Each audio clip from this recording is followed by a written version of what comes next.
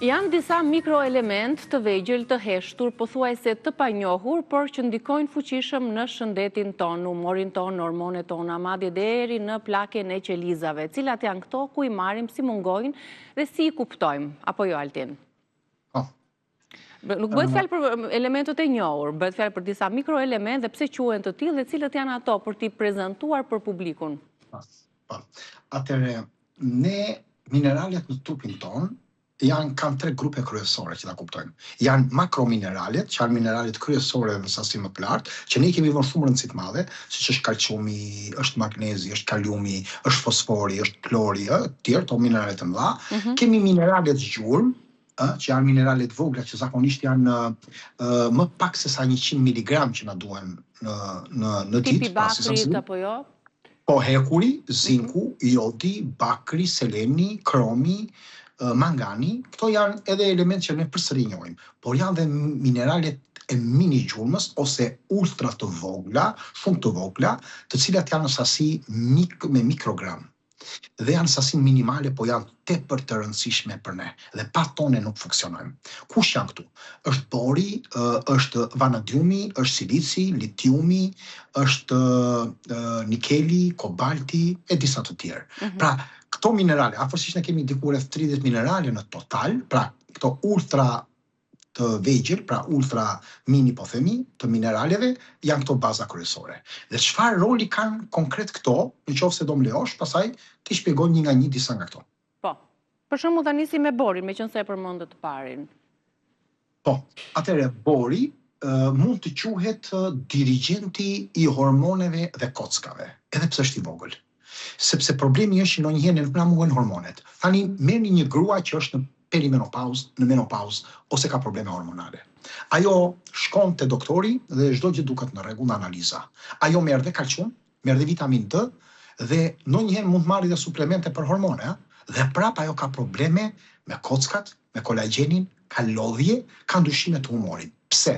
Sepse orkestra funksionon dhe janë të gjitha aparaturat, problemi mungon dirigjenti për ta futur në punë, dhe ky është bori. Çfarë roli ka bori në këtë rast? Bori nuk ndërton vetë, bori është sakrifikues. Është një nga sakrifikuesit më të mëdhenj në trupin tonë. Ai rregullon funksionet për të tjerët, hap rrugët për të tjerët. Çfarë bën bori? Aktivizon vitaminën D në trup. Në qoftë se vitamina D kalon në disa hapa, bori e kap nga veshët vitaminën D, e ndihmon në këtë proces dhe e çon aty ku duhet. Pa bori nuk mundet të kemi gjë. Pisa të duash vitaminë D ti. Vitamina D mund të jetë normale madje në analiza, por përsëri ti thua, përsëri nuk ka mirë. Pse? Nuk funksionon pra vitamina D. Nga ana tjetër, bori rrit nivelin e përthithjes së kalciumit dhe të magnezit, sepse bën që uljen e humbjes të kalciumit dhe magnezit që ne mund ta nxjerrim edhe nëpërmjet urinës e nëpërmjet edhe djersës, ajo e mban më lart. Pra e mban gjithë të pasurinë minerale. Nga ana tjetër, nuk mundet të kemi nivele të larta të kalciumit në trup funksional dhe magnez pa borin. Nga ana tjetër përsëri bori rregullon pjesën hormonale, rrit testosteronin të burrat dhe rrit nivelin e estradiolit, pra estrogenin në nivelet fiziologjike, jo të tepruara, duke bërë që të ulet inflamacioni hormonal, duke bërë që të rritet niveli i energjisë, të rritet libido, pra të ndihmojnë në ciklin menstrual dhe të menopauzës. Bori tek femrat, para shumë i rëndësishëm, kush e ka diskutuar këtë kur, sepse ne merremi vetëm me mineralet e mëdhenj. Nga ana tjetër, nëse CRP-ja, niveli inflamator në gjak, është i lartë, atëherë mundet të kemi mungesë të borit. Dhe inflamacioni kronik, sidomos inflamacionet, problemet për shembull me kockat, probleme me hormonalet, probleme sëmundjet kronike varen shumë nga bori. Tani sot bori ka probleme të mëdha se nuk e marrin Jeta moderne besojnë ai pakson edhe mineralet e vogla. Po, jeta moderne për cilat ne kemi mungesa. Ka rënë 8 deri në 12 fisha afërsisht bori në përmbajtjen e tija, edhe sidomos tek uji, edhe plerat kimike, bujësia intensive që është bërë, e njëjta gjë. Analiza është ajo që përcakton mungesën edhe të mikroelementeve, mikromineraleve? Shikon, ne borna duhet afërsisht 3 mg në ditë, minimumi. Dhe maksimumi duhet 5-6-7 mg maksimumi. Ku e marrim? Ku e marrim? Ku gjendet? Po. Gjendet tek gjërat e thata, pra tek këto frutat e thata, tek hurmat arabe, te rushi i thatë, te kumllat e thata, te avokatot, te aroret, te bajamet, dhe te disa fruta në varësi të është organike fruta ose është bio, po themi, jo gjithmonë. Tani si e kuptojmë në analiza? Në analiza nuk del, por duhet shihet në trup. Në qoftë se ne kemi osteoponi, osteoporozë, dhimbje kyçesh, në qoftë se kemi libido të ulët, testosteron të ulët, simptoma të rënda të menopauzës, në qoftë se analizat në dalin mirë edhe kalciumi dhe vitamina D dhe ne përsëri kemi këto probleme, në qoftë se trupi ka lodhje, ka inflamacion kronik, ka metabolizëm të dobët përthithjes të vitaminës D, atëre është nga arsyet kryesore të borit. Ja ta bëjmë një paralelizëm. Kalciumi është tulla e ndërtesës, magnezi është cimento, vitamina D janë tërë punëtorët që ndihmojnë për ta bërë, por duhet inxhinieri. Inxhinieri kush është? Është bori. Kjo është thelbi që mund të themi në këtë rast. Që nga shumë i rëndësishëm, kalojmë tek të tjera minerale të heshtura të haruara. Për shembull po ju zë molbidenin. Molbideni nuk është thjesht një mineral. Është trupi jonë, nëse është një makinë e madhe, kamion gjigant, çdo gjë funksionon në rregull, kemi ndruar gomat, amortizatorët, çdo gjë. Problemi është që nuk kemi një ndezës, çelës. Nuk na punon çelësi. Atëre makina nuk ecën, atëre nuk ka sens fare. Çfarë bën molbideni? Molbideni aktivizon disa nga enzimat më kritike në trupin tonë. 3 enzimat kryesore: sulfit oksidazën, e cila kthen sulfite toksike në sulfate të padëmshme, që do të thotë ato që ne marrim nga frutat e thata që janë të spërkatura, sulfitet janë toksike, ato na shkaktojnë probleme inflamatore. Është pikërisht kjo enzim, pra sulfit oksidaza, e cila aktivizohet nga molbideni, i cili e heq ushqimet të konservuara, produkte industriale. Kjo enzim punon për të hequr grupet e mëdha të toksinave dhe të stresit oksidativ. Shumë e rëndësishme kjo. Tjetër, aktivizon një enzim tjetër që quhet aldehid oksidaz. Çfarë bën ajo?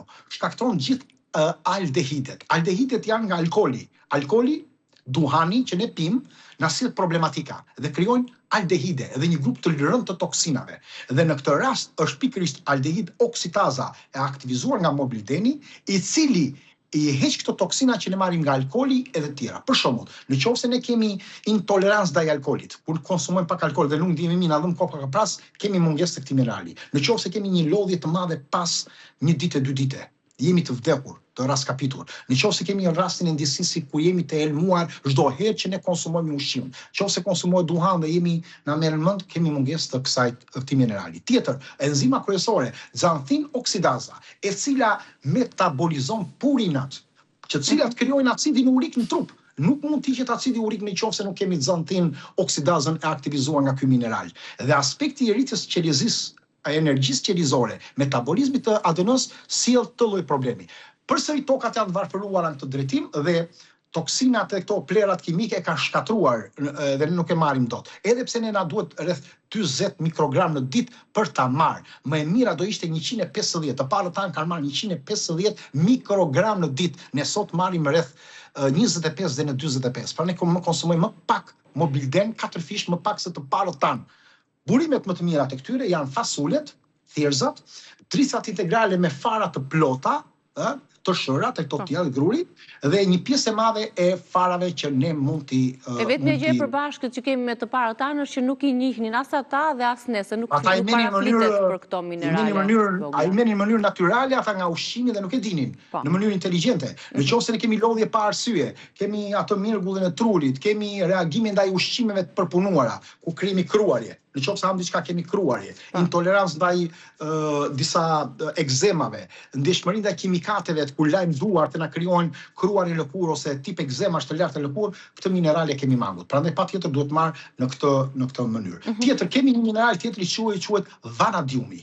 Vanadiumi është insulina e heshtur. Në shumë raste nuk është problem sheqeri dhe glukoza. Problemi është që qelizat nuk e pranojnë. Kanë mbyllur një portë. Dhe porta për të hapur të është vanadiumi. Tani imagjino një person që është me diabet.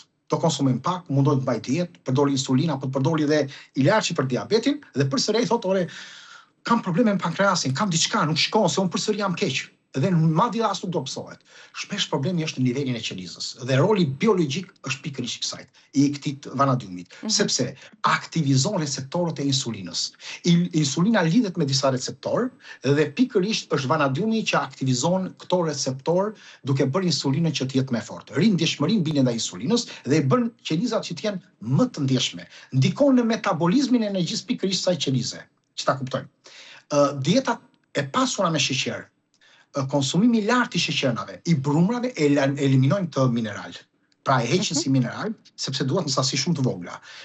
Edhe sot është shumë i mangët. Edhe pse na duhet rreth diku 20-30 mikrogram nga ushqimi, në disa studime thuhet që duhet 100, por nuk është arritur në asnjë ushqim që të konsumohet edhe në klinikat, për shembull si te klinika Mayo, apo se te klinika e Clevelandit, nuk është arritur kur 100. Të parët tani kanë konsumuar diku 120-150 mikrogram. Ne kemi diku 20-30, pra kemi 6 fish më pak. Ku gjendet? Frutat e detit, kërpurdhat, piperi, speci, piperi zi, kryesisht piperi kuq, piperi barbi, si zi është më mirë, po dhe i kuqi, te disa nga drithat kryesore. Kur ne kemi uri të shpesht, luhatje të sheqerit, kur ne kemi lodhje pas ushqimit, ku kemi një depozitim të yndyrës abdominale, në qoftë se ne nuk marrim, pra nuk kemi marr vanadium ose nuk e kemi këtë si mineral, ne kemi përdështuar çfarëdo lloj suplementi që ne mund të përdorim. Litiumi është qetësuesi biologjik i trurit, është determinant për sistemin ton, nervor. Në qoftë se ne kemi një nervozim ose nervozizëm pa arsye, në qoftë se ne nuk flëm mirë, në qoftë se ne kemi emocionet e paqëndrueshme, pra kemi herë mirë, herë keq, dhe i mbledhim të gjitha ato, themi është një lloj stresi që ne kemi në trupin ton, stabilizimi i neurotransmetuesve ndikon te litiumi. Se litiumi ndikon direkt te serotonina dhe dopamina. Nuk mundet të krijohen të dyja këto, as në zor, as në receptorët ton kryesor, në qoftë se ne kemi mungesë litiumi. Madje ka suplemente litiumi që po përdorin njerëzit, të cilët janë dhe avangard sot për problemet neurodegenerative. Mbron neuronet litiumi, bën sidomos për të mbajtjen e mirë të kujtesës, ul nivelin e depresionit dhe të ankthit, ulat të mjergullën mendore. Pra, madje në disa studime është parë, sasiu që është fut litiumi në ujë në sasi më të lartë, kanë më pak edhe vetvrasje, ulet niveli vetvrasjeve, ulet niveli krimeve, depresionit dhe i shpërthimeve të rënda emocionale. Sot, në përgjithësi gjendet tek uji, që sot është inekzistent pothuajse fare, në çdo paketim uji që ta shikoni nuk ka fare litium. Në perime toka është totalisht e çvarfëruar nga kjo dhe patjetër ne kemi një nga arsyet kryesore të anktheve, pagjumësisë, iritimit, nervozizmit dhe shpërthimeve, sepse na mungon litiumi. Pra litiumi është frekuenca që mban kanalet kryesore të serotoninës, dopaminës dhe aspektin ta mbaj trurin në kres, po themi. Punon pa zhurmë, ne indiferentojmë, nuk e njohim, por ai na jep qartësi dhe na jep memorie. Nga ana tjetër, kemi dalim dot me minerale të mëdha dhe kryesore, prandaj nuk arrim dot deri te mikro të voglat, se kemi mungesat e të mëdhat. Po, kemi të mëdhat, por problemi është që pak të voglat fillojnë nga e vogla, nuk deri te e madhja. Ne kemi një gabim. Unë gjithmonë ku bëj konsulta i them filloni nga të voglat e kalon te të mëdha. Ne kalojmë te të mëdhat edhe vetëm pyesim si ta marr vitaminën D, po magnesa të marr dhe vetëm për to flitet. Po ja që s'pas ka analiza për të kuptuar që kemi mungesë këto të voglat. Ka dhe analizat posaçme, por janë shumë të kushtueshme. Jo se bëhen në të gjitha, po. Silici është një silici mund të themi që në qoftë se kishim inxhinierin e trupit, ky është arkitekti i trupit ton. Po ta shikojmë, silici ndikon te gjithë aspekti i bukurisë së një personi. Pa silic nuk mund të kemi njerëz të bukur. Nuk kemi flok të shëndetshëm, thonjë të shëndetshëm, nuk kemi korrespondencë të anemisë, nuk kemi lëkurë të mirë, nuk kemi lëkurë me puça apo të dëmtuar, apo dhe me njolla, mungesë të silicit është baza. Dhe kolagjenin e dim sepse kolagjeni është baza e lëkurës sonë. Edhe enëve gjakut, indeve lidhse të tjera. Po kush e bën gjithë të forcimin e lidhje të tendinave, të strukturës lëkurës, të ligamenteve, është pikërisht silici që parandalon rrudhat, bën lëkurën të jetë elastike, flokët që mos bien, thonjtë të jenë të mira. Duhet diku 50 mg ditë. Ne sot marrim 10 mg në ditë. Pra ne marrim 5 fish më pak se norma. Kryesisht gjendet të tërshëra pa përpunuar, te kastraveci, te disa elbe, te elbi, te disa grur, te disa drithra dhe te disa para. Tani të bëjmë një krahasim. Kolagjeni është betoni që ne na jep për të na ndërtuar bazën kryesore të themelit.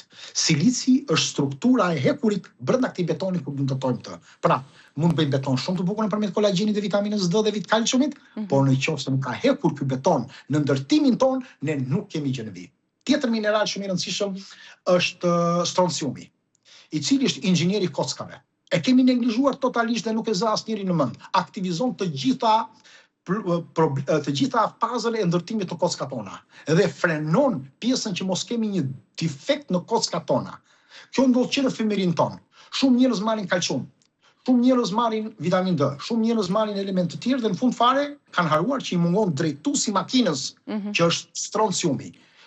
Zakonisht merret te burimet e detit, edhe te uji që përsëri janë varfëruara, apo te disa nga burimet e detit, edhe pse duhet një sasi e ulur, diku 3 mg. Si suplement madje mund të merret edhe 600 mg. Ka suplement për to. Pra kjo është gjemi që ka. Disa nga këto kanë suplement. Është një inxhinier i sakt në problemin e ndërtimit të korçave. Germaniumi, është baza e frymarrjes të qelizës sonë. Ajo është bën bazën qelizore tonë, që gjendet te hudhra, te kërpurdha, tek elemente të tjerë. Kemi element të nikelit e rodiumit, por kemi bazën që mund të them kobaltin, që duhet të ndalen pak. Është zëmra dhe thelbi vitaminës B12. Pa nivele energjie, ne nuk kemi jetë. Dhe vitamina B12 është një nga fazat kryesore që na jep një energji, qoftë në sistemin nervor, qoftë në sistemin e përgjithshëm. Dhe roli i vitaminës B12 është që të formojë nivelet e, pra mos kemi edhe probleme anemi, formimin e gjakut, mbrojtjen e nervave, apo të situatës stresit të uroneve të tjera. Por mungesa e këtyre kemi një thelb madh. Është pikërisht ky mineral, kobalti, i cili aktivizon vitaminën B12. Pa kobalt, vitamina 12 e ka shumë të vështirë të absorbohet dhe nuk mundsohet dot gjithë ky energjia që është baza kryesore e kësaj që mund të themi. Pra, po themi për kobaltin. Po doni të flas për disa minerale të tjera, nuk kemi dhe kohë, po mirë është që në përgjithësi të kemi balans të mineraleve, të mëdha, të mora dhe të mikro të voglave. Të bazohemi pikërisht te mikromineralet, të ultra mikromineralet. Se mikromineralet ishin faza e dytë. To janë më të vogla akoma, por të bisedojmë me një specialist të holistikës, në nutricionist të mirë ose njëri të përgatitur në këtë fushë, që të kuptojë ai ku janë thelbi që të shtojnë në disa ushqime që nuk i marrin to, që të kompensojnë vitaminat e mëdha. Pra mos bazohemi vetëm te mineralet bazë, po te këto që do shty mineralet bazë që ta absorbohen dhe vitaminat. Është shumë mister, komplet mënyra se si funksionon trupi. Faleminderit Artim për këshillat. Trupi është gjë më perfekte, Zoti e ka krijuar në mënyrën më perfekte të mundshme. E drejt. Të falenderoj shumë për këshillat. Uroj ditë të bukur. Shihemi të mërkurën e ardhshme. Ju kem ndihmuar sadopak në informacionet për. Me siguri po. Faleminderit shumë për bisedën dhe kohën, ndërkohë ne do të përshëndetemi së bashku duke urarë një vazhdim të këndshëm të programacionit tonë.